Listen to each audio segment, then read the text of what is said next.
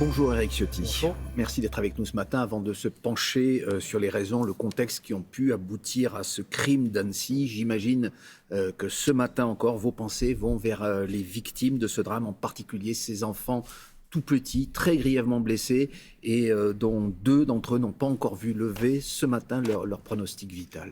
C'est naturellement une abomination qui s'est passée, inédite en France, toucher un enfant. C'est toucher à ce qu'on a de plus précieux, c'est frapper l'innocence, c'est insupportable, incompréhensible. C'est la deuxième fois que la France est touchée après l'attaque de Mera, c'était en 2012. On a vu, d'ailleurs, également directement des c'était enfants. insupportable que ces scènes aient été diffusées sur les réseaux sociaux. Cette violence, le fait de rechercher des bébés dans une poussette, dans un landau, ça dépasse l'imagination et je veux dire mon émotion, mais mes souhaits que ces enfants puissent s'en sortir et je pense à leur famille, à leur indicible douleur et nous devons tous être dans ce soutien, frappés par une immense émotion. Alors derrière ce choc, derrière cet effroi, il y a aussi les réactions, les questions.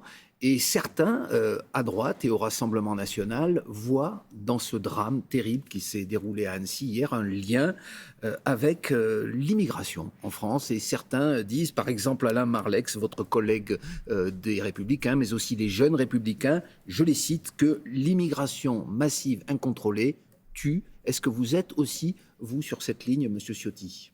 Cette affaire, elle doit poser des questions. Il y a l'émotion, vous l'avez dit. Un homme politique est d'abord un homme, un père de famille, mais il y a aussi le devoir des questions et aussi le devoir de l'action. Moi, je me pose deux questions. Est-ce que si j'avais été en responsabilité, en conscience, on aurait pu éviter ce drame ? Mais c'est la question que je vous pose précisément. Qui peut le dire ? Qui peut le dire ? Il faut de l'humilité face à des faits aussi terribles. Mais une seconde question vient tout de suite.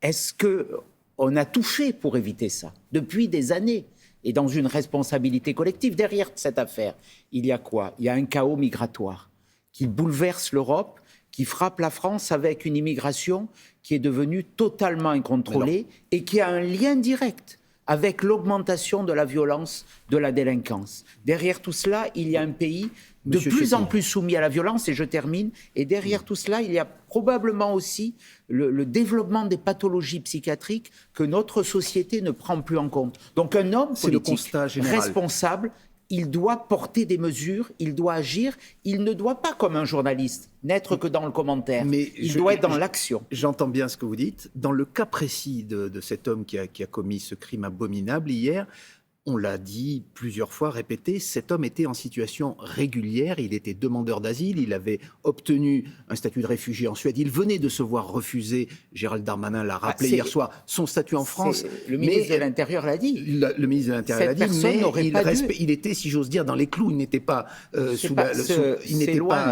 passible d'une OQTF, non, comme on dit. Je conteste ni cette en situation irrégulière. Il n'aurait pas dû être en France. Pourquoi? Il n'aurait pas dû être en France, alors, puisque comment aurait-il fallu faire, le statut de réfugié dont il a bénéficié en Suède ne l'autorisait pas à rester aussi longtemps dans notre pays. Pourquoi sa demande d'asile en France a été statuée dans une durée aussi longue, 7 mois, alors qu'on savait déjà, ça aurait dû être fait en quelques heures, qu'il avait un statut de réfugié en Suisse. En Suède, pardon, la vraie question, c'est de savoir est-ce qu'il pouvait rester en France? Est-ce qu'il avait un domicile fixe, un travail? Alors, qu'est-ce qu'il Il faut ne faire? réunissait aucune de ces conditions. Ça veut dire qu'il y a aujourd'hui une gestion catastrophique de l'asile en Europe. Donc ce sont les règles européennes qu'il faut changer d'abord? Il faut changer les règles françaises et il ne faut plus se soumettre à des règles qui nous sont imposées, qui sont inadaptées. C'est le cadre de notre proposition de loi constitutionnelle que nous avons portée et qui avait un volet très important sur l'asile qui imposerait, si cette loi de réforme constitutionnelle était adoptée, nous proposons qu'elle le soit par référendum. Parce que c'est aux Français maintenant de dire quelle politique migratoire ils veulent. Soyons précis, Monsieur Ce Ciotti. n'est pas aux commentaires, ce n'est pas aux commentateurs. J'entends bien, mais permettez-moi de vous interrompre un instant. Votre proposition, justement, suggère que la demande d'asile ne soit plus faite dans notre pays, mais à l'extérieur des frontières. Absolument. Ça paraît illusoire, disent certains, parce que c'est effectivement contraire à la Constitution, au préambule, son article 4, qui prévoit mais c'est pour cela, alors, vous avez raison, tout homme persécuté à droit d'asile. C'est pour cela qu'on veut modifier la Constitution. C'est pour cela qu'on veut modifier la Constitution, qu'on veut le faire par référendum, parce qu'aujourd'hui, on a toujours les apôtres de l'impuissance qui se confinent dans l'immobilisme. L'immobilisme conduit à ces situations. Il faut changer de cadre. Et il faut que ce soit les Français qui le décident. Parce qu'il y aura toujours des bonnes âmes qui diront « Ah non, mais c'est pas moral, c'est pas bien ». Ce qui est pas bien, c'est ce qui se passe. Vous êtes convaincu que ça réglerait le problème, Monsieur Ciotti? Ça y participerait. Il n'y a pas que cette mesure. Il y a ce que nous proposons, c'est que les demandes d'asile, elles soient faites à l'extérieur de nos frontières. Parce que ceux qui arrivent aujourd'hui, ils dévoient, pour les 2/3 d'entre eux, le noble statut de réfugié. Ils utilisent l'asile pour rentrer en France, pour s'y introduire légalement, mais pour y rester ensuite illégalement. On expulse personne. Donc il y a cette mesure, mais il y a aussi des quotas pour choisir le nombre et beaucoup de mesures pour simplifier les procédures. Vous avez parlé vous-même d'une dimension psychiatrique, peut-être, chez cet homme. Est-ce qu'il n'y aurait pas, même avec la législation que vous voudriez mettre en place, c'est-à-dire changer la façon dont on demanderait l'asile en France, des personnes, des fous, entre guillemets, ou pas, qui passeraient à travers les mailles du filet? Est-ce qu'on peut mettre un policier derrière chaque réfugié qui viendrait en France? Bien sûr que non, mais arrêtons avec la naïveté. Il faut resserrer ces mailles du filet, il faut être plus protecteur. Il faut aussi s'attaquer à la violence. 2 chiffres sur la violence dans notre pays. En 10 ans, le nombre d'homicides et de tentatives d'homicide ont plus que doublé. On est à 4200. Le nombre de coups et blessures volontaires, il y en a quasiment 1000 par jour, ont augmenté de 50%. Donc ça participe, ce qui s'est passé hier. Donc on a une entre société dans ce contexte de plus en plus violente. Je le vois dans ma ville. Les agressions à l'arme blanche, au couteau, se multiplient. On voit encore, donc on n'est pas dans un cas particulier. Hier, vous pensez en Corrèze, une assistante sociale qui a été agressée. Ciotti, vous pensez que ça rentre dans un contexte général, ce qui s'est passé à Annecy? Et il faut plus de fermeté, il faut une réponse pénale plus ferme. Il faut aussi traiter les problèmes psychiatriques parce qu'aujourd'hui, on a délaissé ce secteur. Le nombre de lits de psychiatrie à l'hôpital a chuté de 40%, presque 50% en 20 ans. Il faut donc faire beaucoup de choses, vous dites. L'homme qui a commis ces actes horrible hier, n'avait pas le profil que certains, non pas auraient aimé, mais lui ont un petit peu assigné au départ. Il n'était pas apparemment avec des visées terroristes, il n'était pas musulman islamiste radical, c'était un chrétien d'Orient, une communauté que vous soutenez par ailleurs, vous, chez les Républicains et d'autres personnes dans la classe politique. Est-ce que ce n'est pas un peu...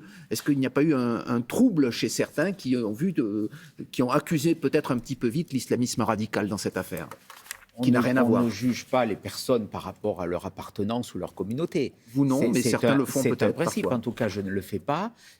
On juge les personnes et on doit les juger par rapport à leurs actes. C'est ce qui est posé. Et c'est ça, cet acte, il est abominable, inqualifiable, pas en fonction aussi du pays d'où ils viennent. Rien ne saurait l'excuser. Les jeunes républicains ont produit un tract hier où le mot Syrie était entouré. Lorsqu'on vient de Syrie, on est peut-être un peu plus suspect que lorsqu'on vient d'Ukraine, par exemple, pour se réfugier en France. Il y a des problématiques qui sont liées au flux migratoire. Voilà, il y a des pays qui amènent et qui conduisent plus de risques. C'est une évidence. Et il faut que les pouvoirs publics les prennent en compte à la réalité, à la hauteur de la menace. Monsieur Ciotti, une dernière question. Ce drame d'Annecy a bouleversé l'agenda parlementaire. Hier, on le rappelle, il était question de l'amendement du groupe Lyotte pour abroger la réforme des retraites. Il a été retiré, mais il n'avait aucune chance d'aboutir puisque la présidente de l'Assemblée nationale l'avait dit. Et puisqu'il y a eu un vote en commission des affaires sociales. Il y a eu un vote en commission, mais la loi elle-même n'aura jamais été votée dans l'hémicycle. Est-ce que ça ne pose pas un problème pour une loi aussi importante ?